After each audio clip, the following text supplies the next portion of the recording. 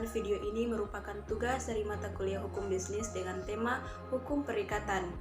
Nah, langsung saja pada materinya. Pada poin pertama, kenapa penting memahami perikatan dalam dunia bisnis? Perikatan dan perjanjian melalui kontrak adalah elemen penting dalam dunia bisnis.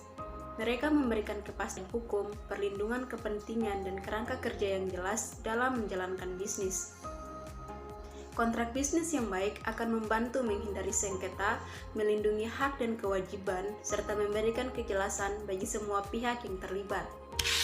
Masuk pada definisi perikatan dan perjanjian.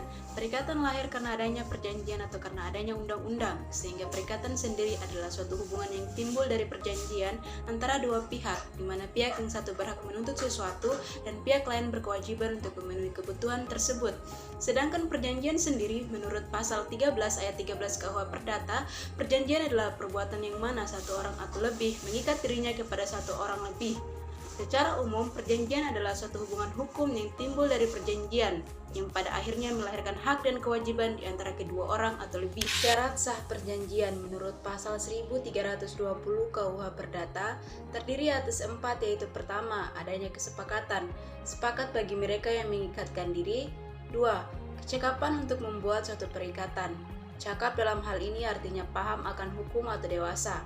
3. Sesuatu hal tertentu, di mana objeknya harus jelas apakah objeknya barang atau jasa. Dan terakhir, sesuatu yang halal, tidak boleh bertentangan dengan undang-undang, adat istiadat, atau agama. Prestasi sendiri adalah kewajiban yang harus dipenuhi dalam suatu perjanjian. Adapun bentuk-bentuk prestasi dalam kontrak. Pertama, memberikan sesuatu, di mana objeknya adalah barang. 2. Berbuat sesuatu, di mana objek perjanjiannya adalah jasa. 3. Tidak berbuat sesuatu, artinya bersifat pasif, tidak melakukan hal yang dilarang dalam bentuk kontrak.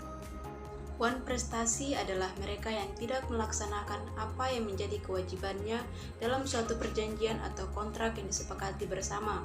Akibatnya, terdapat pihak yang diragukan.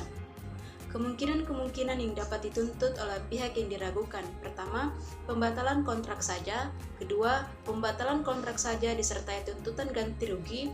Ketiga, pemenuhan kontrak saja. Dan yang terakhir adalah pemenuhan kontrak kerja serta tuntutan ganti rugi.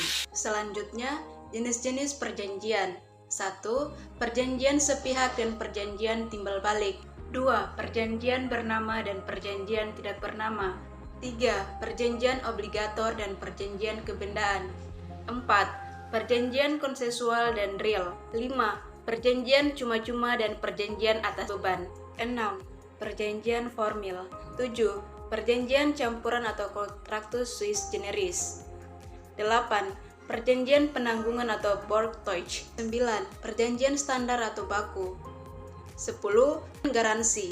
Sebab-sebab hapusnya perikatan. Hapusnya perikatan menurut pasal 1381 KUH Perdata, yaitu pertama, pembayaran. Setelah melakukan pembayaran oleh debitur ke kreditur, maka secara tidak langsung perikatannya selesai. 2. Penawaran pembayaran tunai diikuti dengan penyimpanan dan penitipan. 3. Pembaruan utang. Hapusnya perikatan ini dilihat dari berakhirnya utang lama ke utang baru. 4. Perjumpaan utang atau kompensasi. Menurut pasal 1425 KUH Perdata menerangkan bahwa adanya saling penghapusan utang jika kedua saling berutang satu sama lain. Kelima, percampuran utang. Bila kedudukan kreditur dan debitur berkumpul pada satu orang, maka terjadilah demi hukum suatu percampuran utang dan piutang dianggap telah dihapus. 6. Pembebasan utang. Pembebasan utang dimaknai sebagai suatu perbuatan yang dilakukan kreditur yang membebaskan kreditur dari kewajibannya. 7. Musnahnya barang yang terutang. 8. Pembatalan atau kebatalan. 9. Berlakunya syarat batal, lewat waktu atau daluarsa.